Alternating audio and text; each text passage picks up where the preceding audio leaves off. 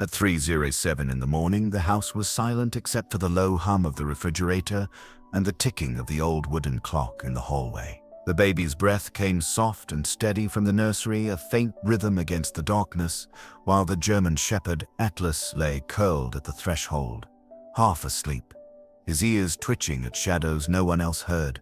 But then came something else, a smell faint but sharp, threading through the still air like a warning. Smoke.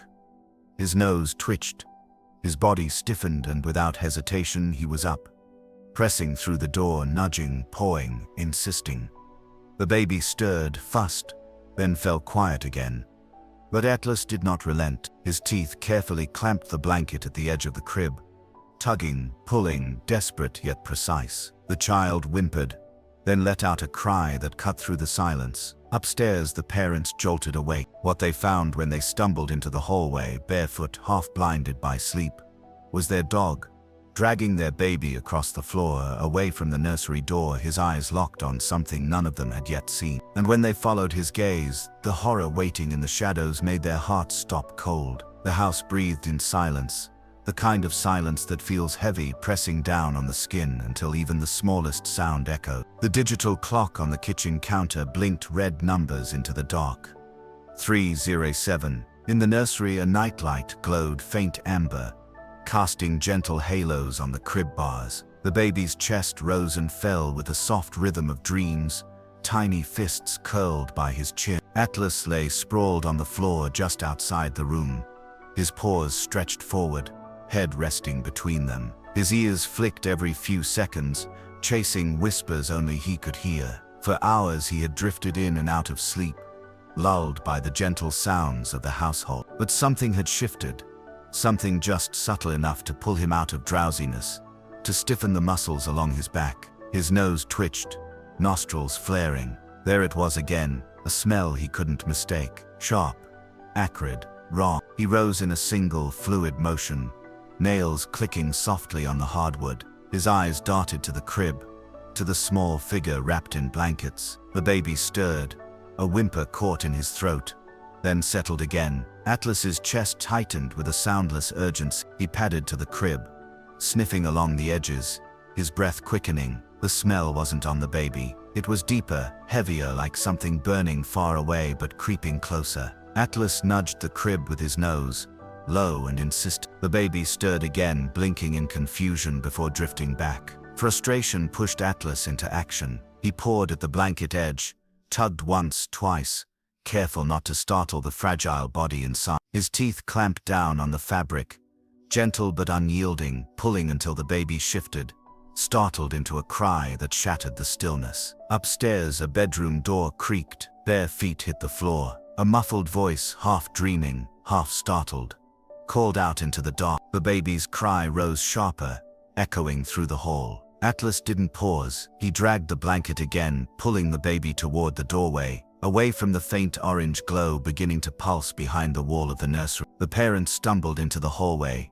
rubbing sleep from their eyes, hair messy, hearts racing, and then they froze. The sight was surreal, their dog gripping their child's blanket, dragging him across the floor, eyes wide with something that looked terrifyingly human, fear. And then, as their gaze lifted toward the nursery, they saw it. The wall behind the crib shimmered faintly, a glow pulsing like a heartbeat, smoke curling upward into the ceiling seams. For a single suspended moment, disbelief held them still. The mother's hand rose to her mouth, stifling the sound that threatened to burst free, while the father's body locked between instinct and paralysis. Their baby lay on the floor, fussing in a cry that rattled the night, and beside him Atlas stood rigid, fur bristling, a low growl vibrating through his chest as though he was warning not just them, but the house itself. Then the smell reached them, acrid, suffocating, unmistakable, burning wire and seared wood. It slithered down the hallway, clawing at their throats. The mother dropped to her knees, sweeping the baby into her arms, her hair falling wild across her face. As her eyes darted back to the glowing nursery, the father lunged forward, pushing the door wide, and the sight made his stomach collapse into itself. The wall behind the crib was alive, orange veins cracking like lightning under the paint, smoke breathing out through the seams. God, no. His voice broke, torn between rage and terror. He staggered backward, chest heaving, the reality swallowing him whole. That crib, just inches away, their child's fragile breaths only minutes from being devoured by flames. He clutched the doorframe, knuckles white, as though letting go would mean surrendering the house, the night, everything. Atlas barked, sharp and insistent, snapping them out of their trance. His body moved with precision, circling them, nudging, herding, forcing their frozen feet into motion. The father grabbed a diaper bag with a fumbling hand. It was nonsense, but it gave him something to hold, something to fight the helplessness clawing inside him. The mother, clutching the baby so tightly that his cries turned muffled, stumbled backward down the hall. The house shifted around them, its groans deep and sinister. A popping sound cracked from within the walls, followed by the hiss of flame finding air. Shadows flickered across family photographs that lined the corridor, the smiling faces of birthdays and holidays now distorted by smoke. The father's chest constricted. His home was turning against him piece by piece, memory by memory. Down the stairs they went, Atlas leading, his nails frantic on the steps. The living room swam with shadows, the faint blue light of the television clock cutting through the dark. But even here the smell chased them, clinging to their clothes, filling their lungs with panic. The mother reached the front door first, fumbling with the lock, a baby pressed tight against her shoulder. She could feel his tiny heart pounding in wild rhythm against her chest, a mirror of her own. The father's hands closed over hers, steadier but shaking still, and together they wrenched the door open. The night air hit them like a revelation, cold, sharp, alive. They stumbled onto the porch, feet bare on the wooden boards damp with dew. Behind them, Atlas burst out with a violent bark, spinning to face the house, as if ready to take on the flames themselves. His chest rose and fell in harsh gasps, smoke already clinging to his fur, but his eyes never left the glowing window upstairs. The father grabbed his phone from his pocket, his hands trembling so badly he nearly dropped it. His voice cracked as he spoke into the receiver, words tumbling over one another in panic. "Fire, please God. Fire my house.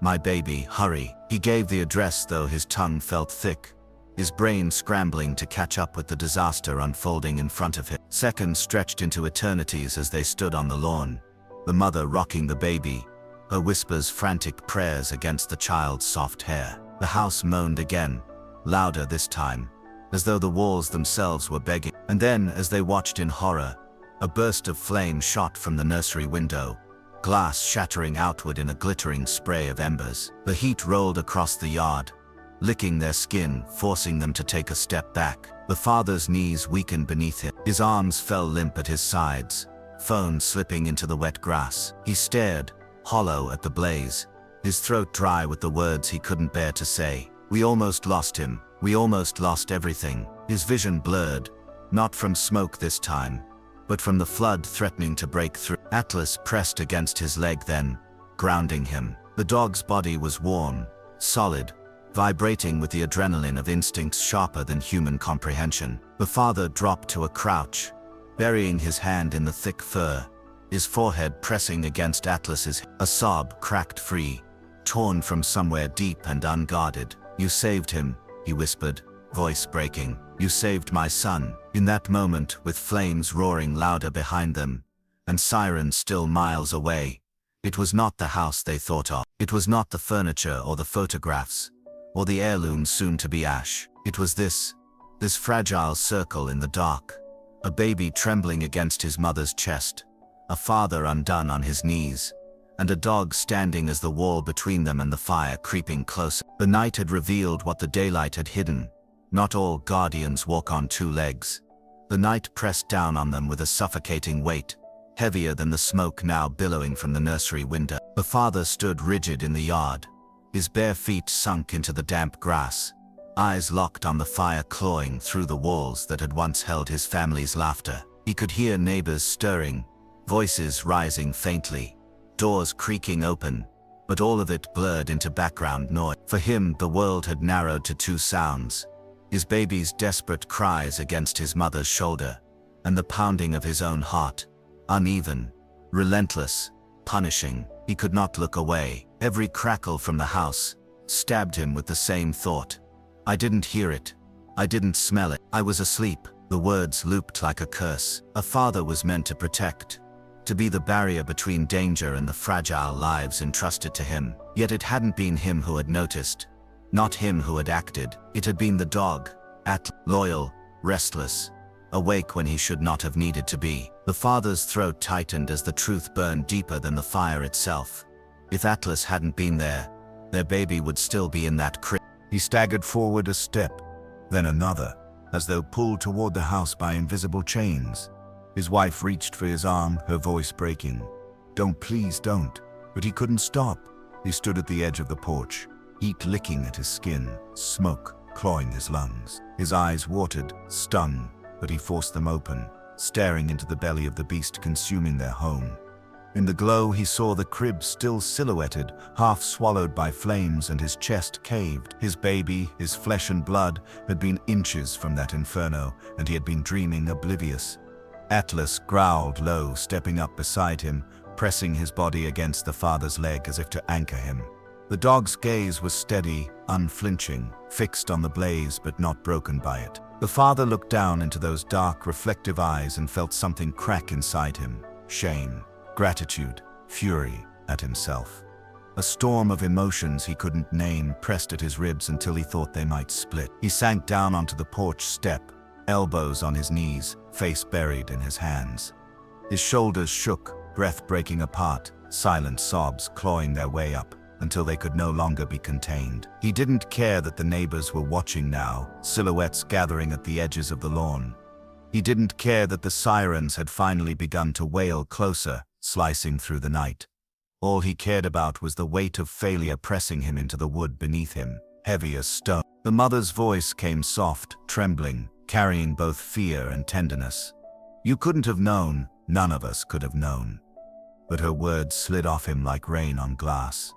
He should have known. He should have smelled the smoke, should have felt the danger, should have been the one to tear through the night and carry his child to safety. Instead, it was Atlas who had done what he couldn't. Atlas climbed the step and pressed closer, leaning into him with quiet insistence. The father dropped a shaking hand into the dog's fur, gripping it as though it were the only thing keeping him tethered to earth. The heat from the fire seared his face, but it was Atlas's warmth beneath his palm that kept him steady. The dog's chest rose and fell in a rhythm that seemed to calm the storm, reminding him with every breath, "You are not too late. You are still here. You're still here. Your son is alive." A burst of flame tore through the roof, sparks showering into the night sky. Gasps rippled through the crowd. The mother tightened her hold on the baby, rocking him with frantic whispers, her tears streaking into his soft hair.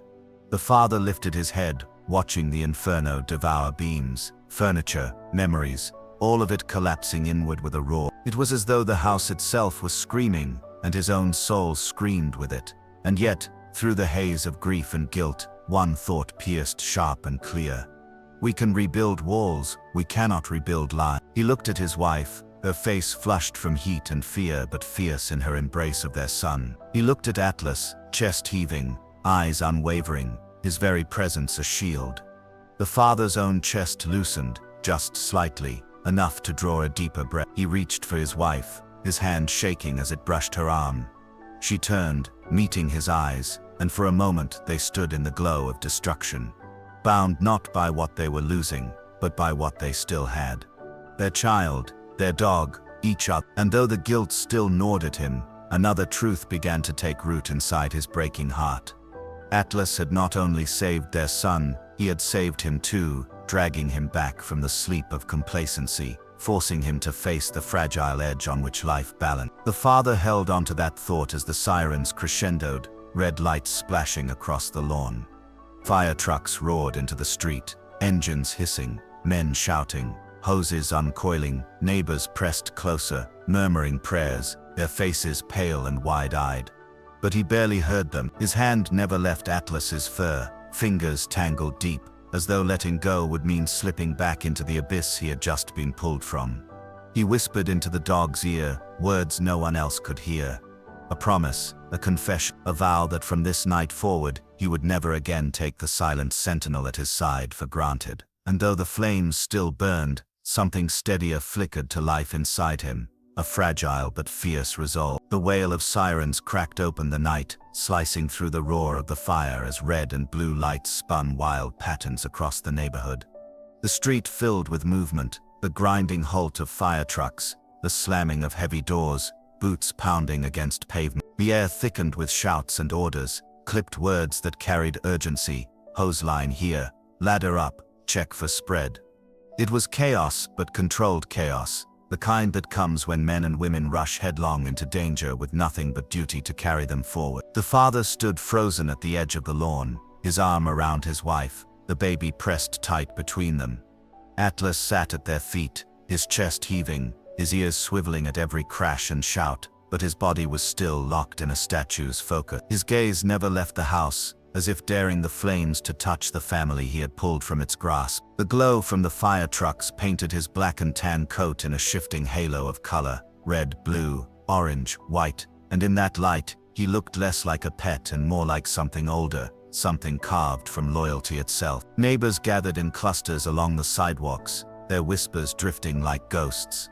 They were inside, the baby, the dog saved them, heads turned, eyes wide with the shock of how close the night had come to claiming a life too young to even crawl. But the family barely heard them. The baby's cries had softened into hiccuping whimpers against his mother's collarbone, her lips pressing again and again to his damp hair. The father's hand never left Atlas's back, his grip tightening each time the house groaned and sent sparks flaring skyward. Then the first spray of water arced into the air, striking the roof in a hissing explosion of steam. The fire roared in defiance, windows collapsing outward, glass raining down on the porch. The mother gasped, clutching her child tighter, and the father instinctively pulled them both back, further into the yard.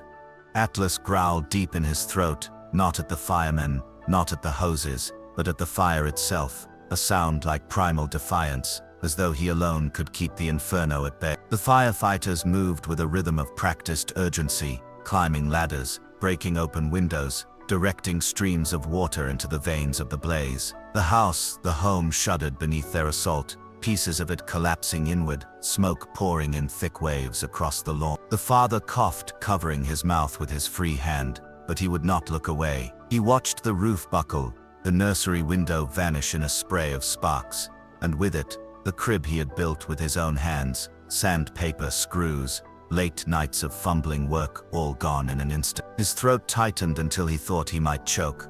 Atlas pressed closer, leaning against his leg, grounding him again, and the father, through the sting of smoke and salt of tears, felt the weight of what could have been. He lifted his eyes to the firemen tearing into the blaze, but his focus slipped back, again and again, to the dog at his side. This guardian who had smelled the smoke when he hadn't, who had dragged his son to safety while he slept. The shame was still there, sharp and gnawing, but now it twined with gratitude so fierce it left him trembling. The mother's voice came soft through the roar, barely audible. "We have nothing left." She said it like a truth too heavy to fight, her eyes wide and shining with both tears and firelight. The father turned to her, his face streaked with soot and ash, and for a long moment he could not answer, because she was right. The house was gone, the memories inside it burning one by one, photographs curling, toys melting, books turning to smoke.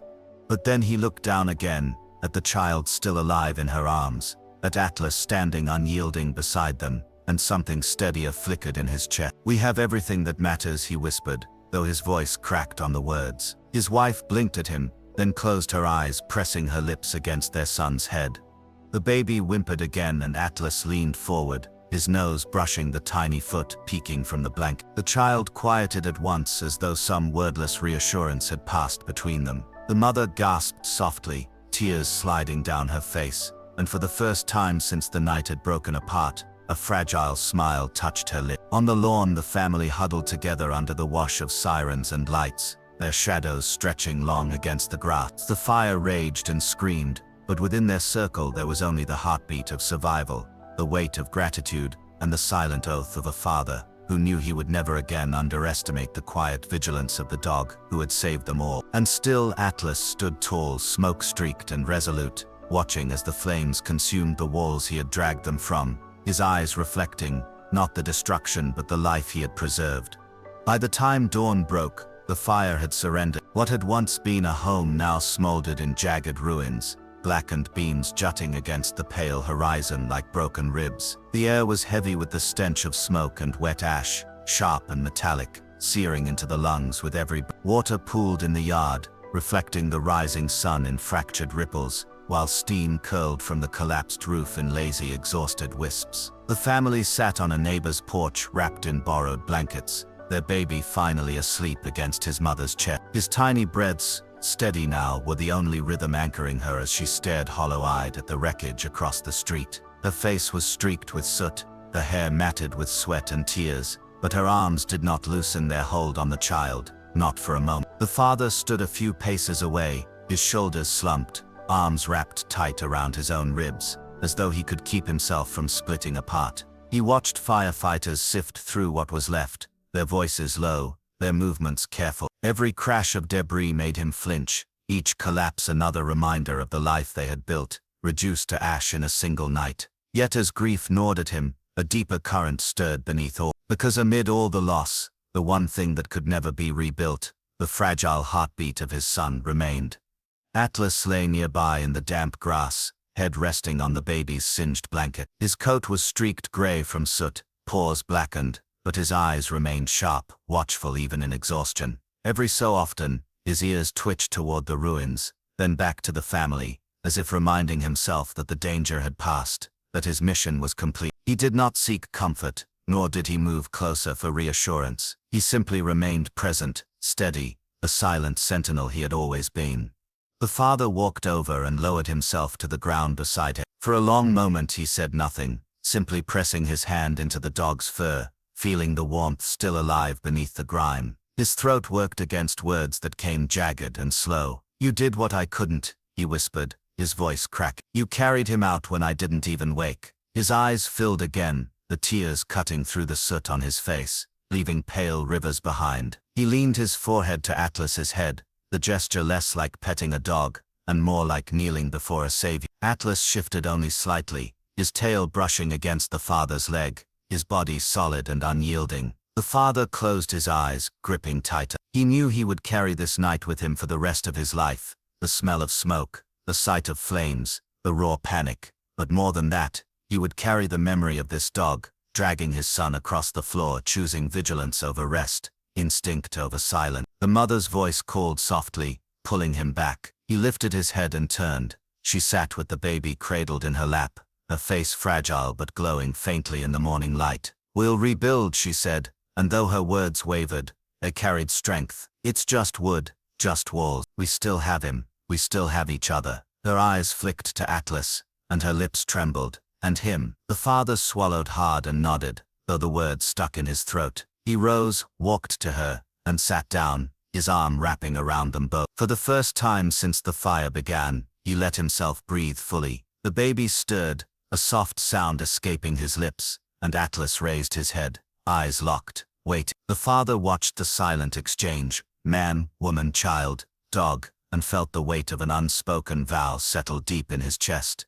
He would never again let himself forget that protection came not only from strength, but from presence. That guardianship was not always loud or obvious. It could be quiet, patient, watchful, lying on the nursery floor when the rest of the world slept. He vowed that Atlas would never want for anything as long as he lived. Food, comfort, honor. He had earned it all tenfold. The sun rose higher, spilling light over the blackened ruin, gilding it in hues of gold that almost looked like forgiveness. The fire trucks rumbled away, neighbors drifted back inside, and silence settled again, over the street, softer this time, no longer suffocating. The family sat together, Atlas stretched out at their feet, and though their house was gone, something stronger had been built in its place, something no flame could ever destroy. As the morning breeze shifted, carrying the last traces of smoke into the distance, Atlas lowered his head back onto the baby's blanket, his eyes half-lidded, but alert still. And there in the quiet aftermath,